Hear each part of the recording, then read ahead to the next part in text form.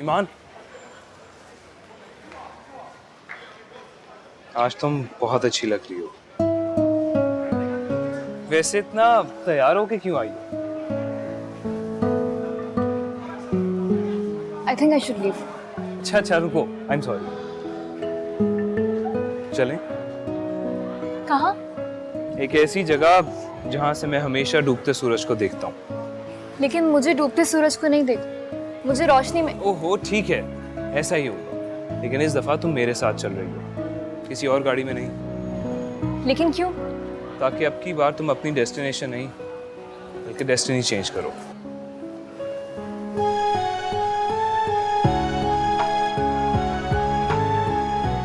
चलें?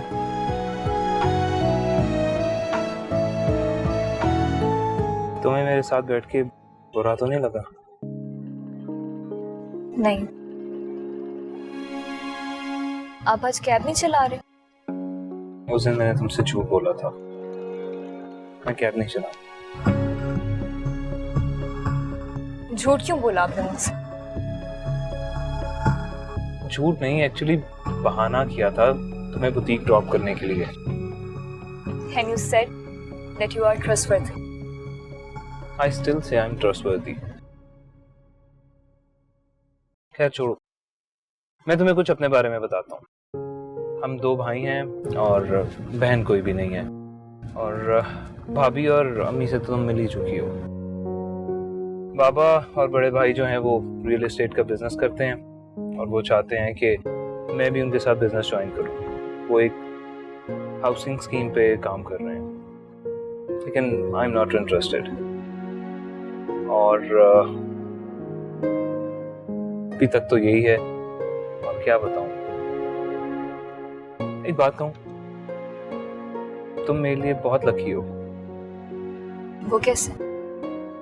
वो ऐसे कि जब से तुम मेरी जिंदगी में आई हो ना, सब कुछ अच्छा हो रहा है। हमारी फुटबॉल टीम ने नेशनल चैंपियनशिप जीती, हमारे घर एक खुशी आने वाली है। मेरा मतलब है मैं चचा बनने वाला हूँ। बहुत बहुत मुबारक हो आपको। लेकिन एक बात कहूं, कोई भी इंसान किसी अच्छे या किसी बुरे वाकये का सबब नहीं होता। ये सब अल्लाह ताला की मर्जी होती है। बचपन से हमने यही सुना था। बहरहाल बताने के लिए शुक्रिया। लेकिन मुझे तुमसे हमेशा बहुत पॉजिटिव वाइब्स आती हैं।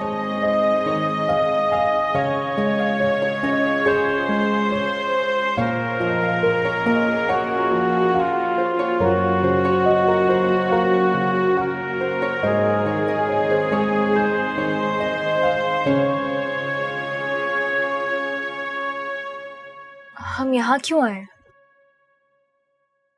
यहाँ मैं अक्सर आता हूँ जब मेरा जिंदगी की गहमा गहमी से दिल भर जाता है और सुकून की तलाश होती है। बेटा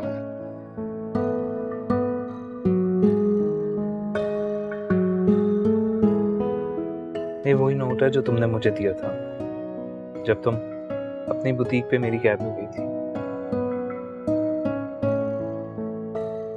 इस नोट से तुम्हारे साथ होने का एहसास होता है। ये नोट हमेशा मेरे पास ही रहेगा। चलो तुम्हें एक और जगह दिखाता हूँ।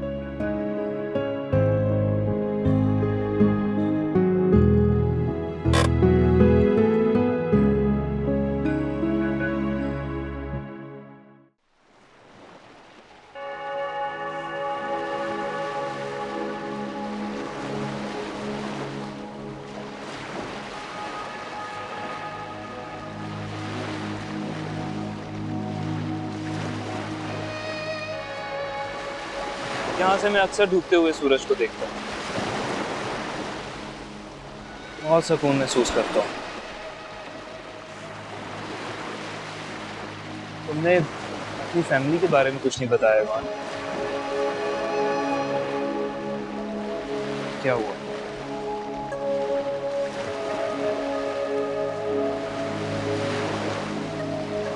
मेरे पापा भी बिजनेसमैन, और मैं अपने पेरेंट्स की इकलौती औलाद। फर्स्ट ईयर में थी तब मामा और पापा का डिवोर्स हो गया।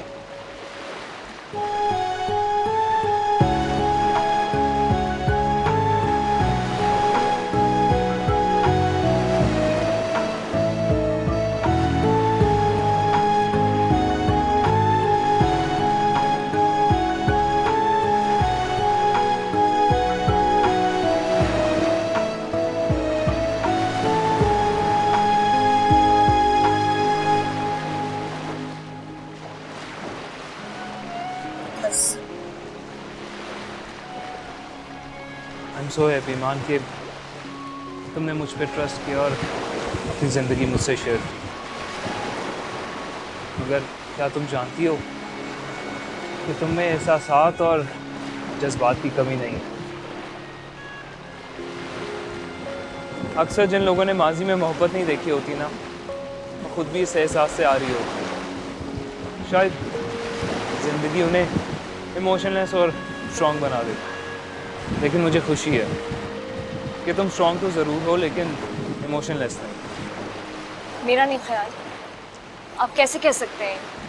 तुम्हारी आंखें कहती हैं। इंसान लाभ छुपा लेना, अगर उसकी आंखें सच जाहिर कर देती तो फिर सच बताओ, क्या मैं तुम्हें पसंद नहीं हूँ? क्या तुम मुझे अपनी मोहब्बत के काबिल नहीं समझती? हारे वैसा कुछ भी नहीं है। मतलब तुम मुझसे मोहब्बत नहीं करती? मैंने ऐसा कब कहा है? ऐसी कोई बात नहीं है। तो फिर कैसी बात है? मैं मोहब्बत करना ही नहीं चाहती। हाँ, मोहब्बत करनी थोड़ी पड़ती है, तब तो हो जाती है। इंसान को तो पता ही नहीं चलता तो वो कब किसके आगे दिल हाथ रखेगा। लेकिन मेरी मोहब्बत का कोई अंजाम नहीं, और जिस मोहब्बत का अंजाम ना हो, उसका आगाज भी नहीं होना चाहिए। क्यों अंजाम नहीं? मैं हूं ना तुम्हारे साथ।